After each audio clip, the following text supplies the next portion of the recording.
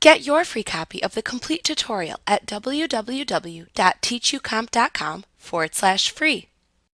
You can set up other charge items within the item list.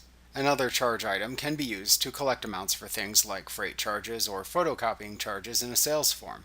You could also use it to collect membership dues or assess some other type of miscellaneous fee in a sales form. You create other charge items by first opening the item list.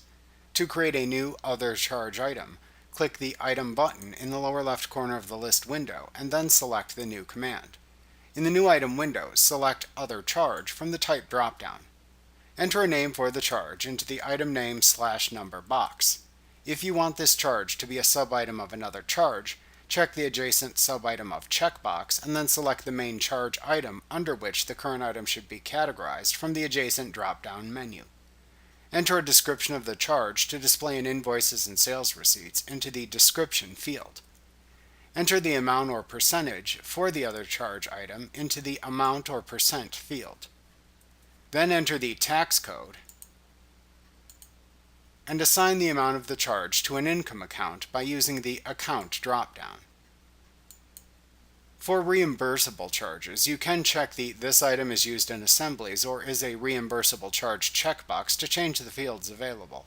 If checked, this changes the fields to resemble the ones used when creating inventory part items.